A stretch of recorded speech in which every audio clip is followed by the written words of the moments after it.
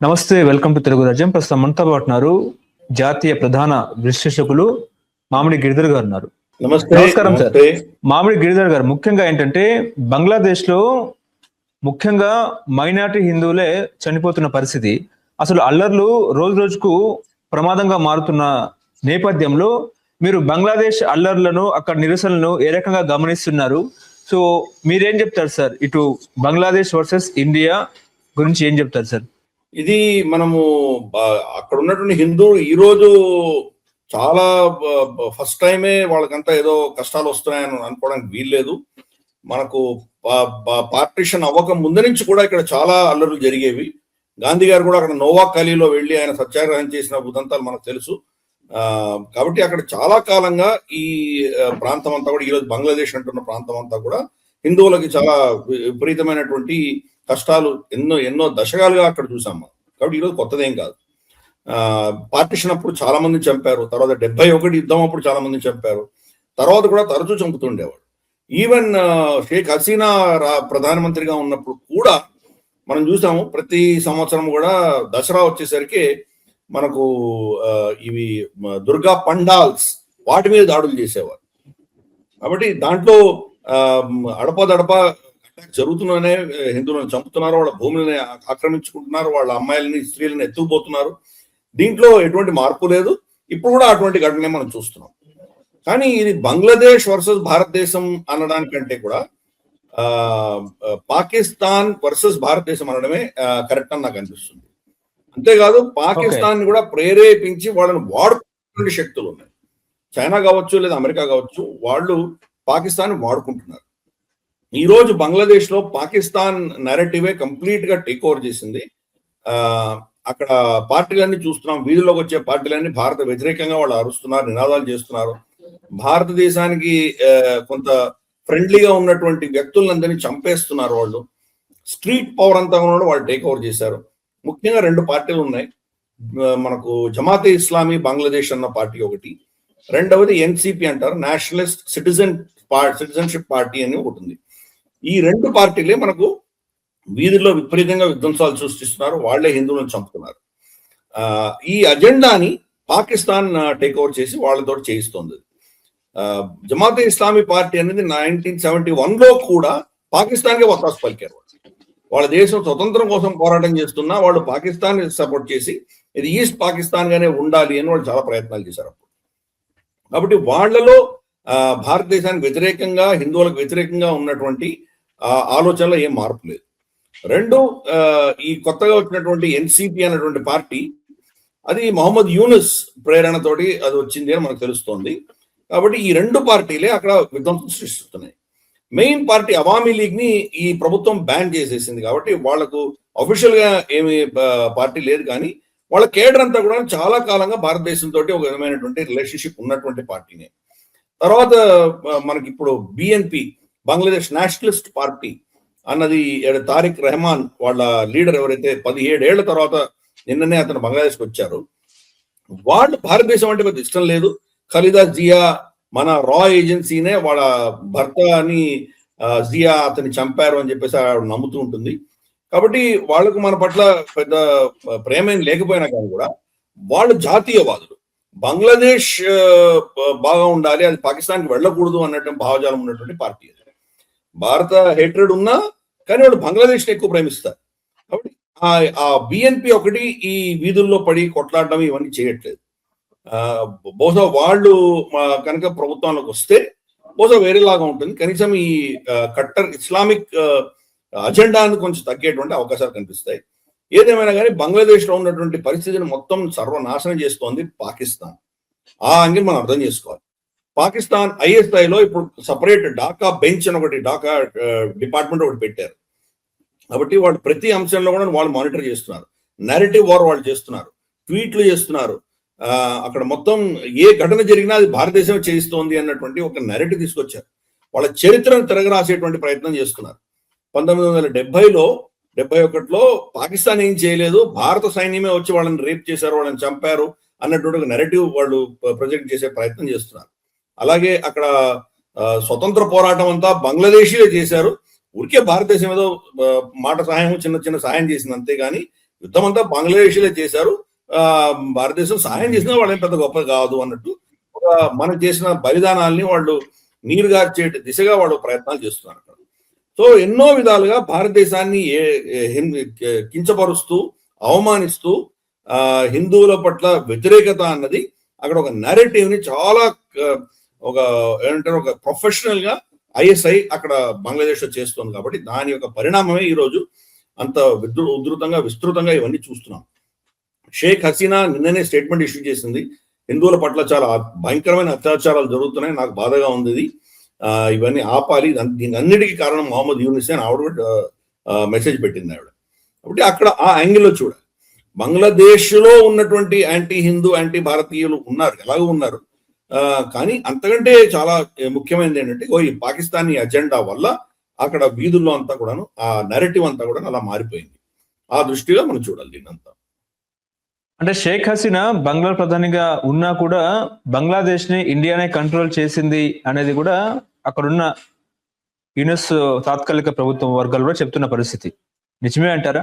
అది వాళ్ళు narrative create చేసే ప్రయత్నం చేస్తున్నారు. ఆవిడని మొదటిది ఆవిడని డిక్టేటర్ చూపించడం, రెండో భారతీయ ఏజెంట్ భారతదేశం ఆవిడని కంట్రోల్ చేస్తుందని చూపించడం, ఈ రెండు నెరేటివ్స్ వాళ్ళు తీసుకొచ్చే ప్రయత్నం చేస్తున్నారు. రెండూ తప్పే. ఎందుకంటే ఎలక్షన్ లో ఆవిడ ఓడిపోయి ఖలీదా జియా వచ్చింది కదా, గతంలో ఇతరతర పార్టీలు వచ్చినాయి కదా. సో ఆవిడ కంటిన్యూస్ గా లేదు, మధ్యలో ఆవిడ ఓడిపోయింది కూడా, ఒక ఎన్నికలు ఓడిపోయి తర్వాత మళ్ళీ ఎప్పుడో గెలిచింది ఆవిడ.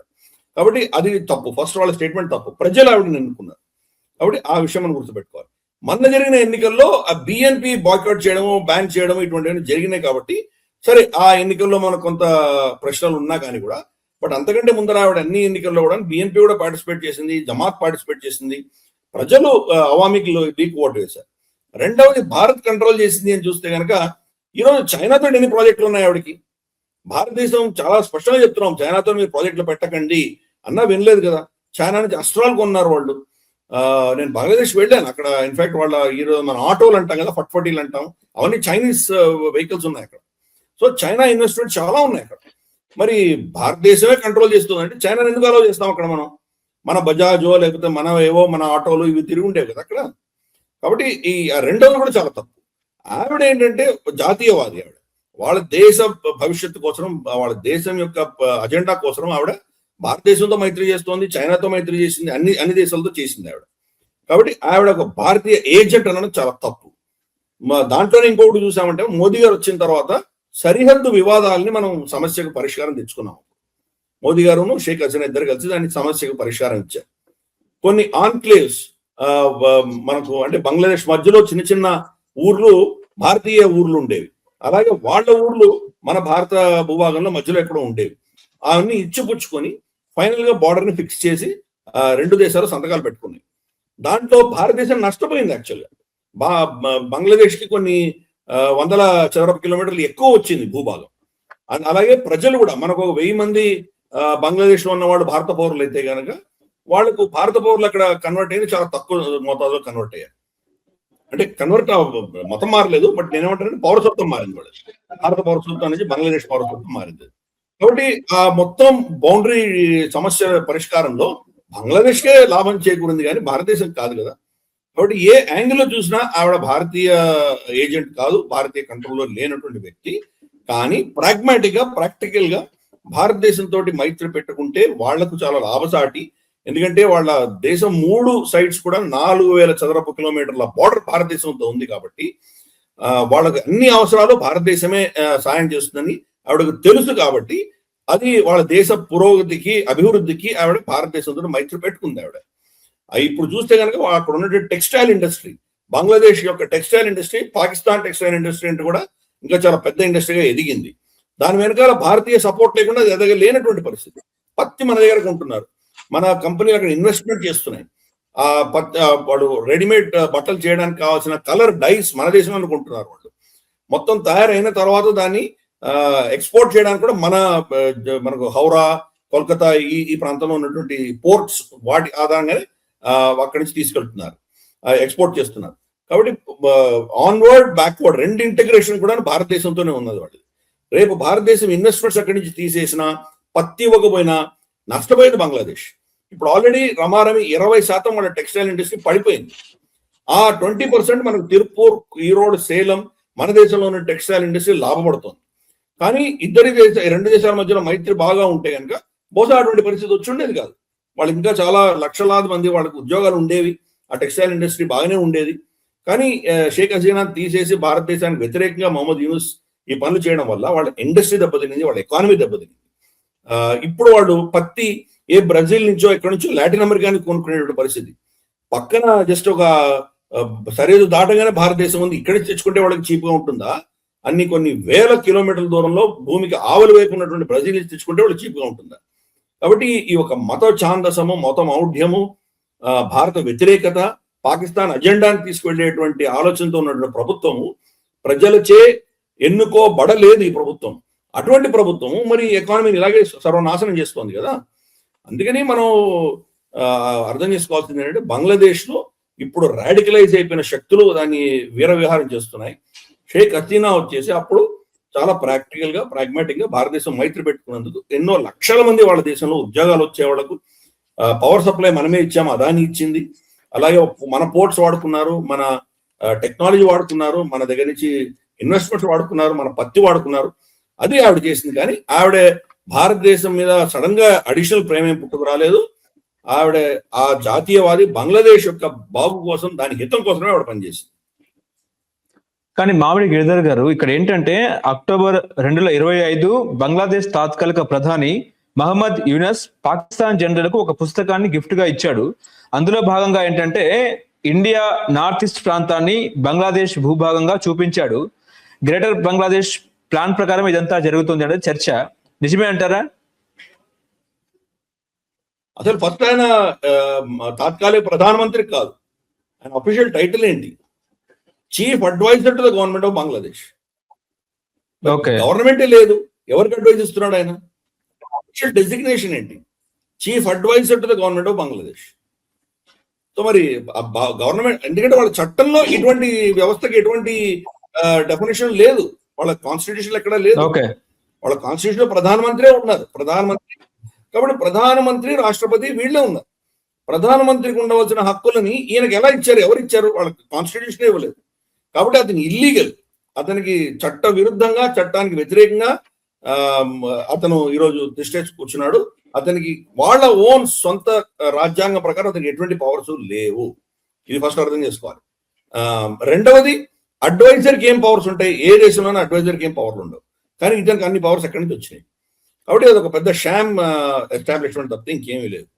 రెండోది, మీరు అన్నట్టు వాళ్ళు పాకిస్తానీ జనరల్ మిర్జా, వాళ్ళ చీఫ్ ఆఫ్ డిఫెన్స్ స్టాఫ్, అతను వచ్చినప్పుడు అతనికి ఒక మ్యాప్ బహుకరించాడు. దాంట్లో పశ్చిమ బంగాల్, మన దేశంలో ఉన్న పశ్చిమ బంగాల్, ఈశాన్య రాష్ట్రాల్లో చాలా రాష్ట్రాలు అన్ని చూపించి మ్యాప్ ఇచ్చాడు.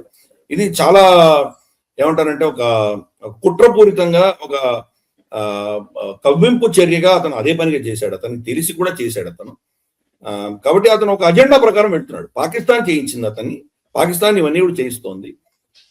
పాకిస్తాన్ వెనకాల ఉన్న హస్తాలు మరి చైనానా, అమెరికానా, అది తెలియాల్సి ఉంది మనకు. ఈ రెండు దేశాలు కూడా ఇటువంటి కవింపు చర్యలు చేస్తున్నాయి, చాలా కాలంగా చేస్తున్నాయి, పాకిస్తాన్ వాడుకుంటున్నాయి. మనం చూస్తే కనుక ఇదే నేపాల్లో కూడా జరిగింది. నేపాల్లో కేపీ శర్మ ఓలీ ప్రధానమంత్రిగా ఉన్నప్పుడు వాళ్ళ కాన్స్టిట్యూషనల్ అమెండ్మెంట్ చేసి వాళ్ళ పార్లమెంట్ లో మన ప్రాంతంలో, ఉత్తరాఖండ్ లో ఉన్నటువంటి కొన్ని ప్రాంతాలు, లిపులేక్, లింప్యదూరా, కాలాపాని అన్నటువంటి ప్రాంతాలని నేపాల్ ప్రాంతాలుగా చూపించి కాన్స్టిట్యూషనల్ అమెండ్మెంట్ చేసి వాళ్ళ మ్యాప్ ను మార్చి, ఆ కొత్త మ్యాప్ ని వాళ్ళ వాళ్ళ కరెన్సీ నోట్స్ లో కూడా ముద్రించుకున్నారు వాళ్ళు.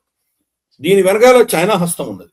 అదే పనిగా ఒక వివాదం స్టార్ట్ చేసి రేపు ఒక తరం, 2 తరాల తర్వాత ఇది మాదే, మా హక్కు అని చెప్పి అక్కడికి వాళ్ళకు భారతదేశానికి మధ్యన ఏదో ఒక విధమైనటువంటి ఘర్షణ ఉండే దిశగా వాళ్ళు ప్రయత్నం చేశారు.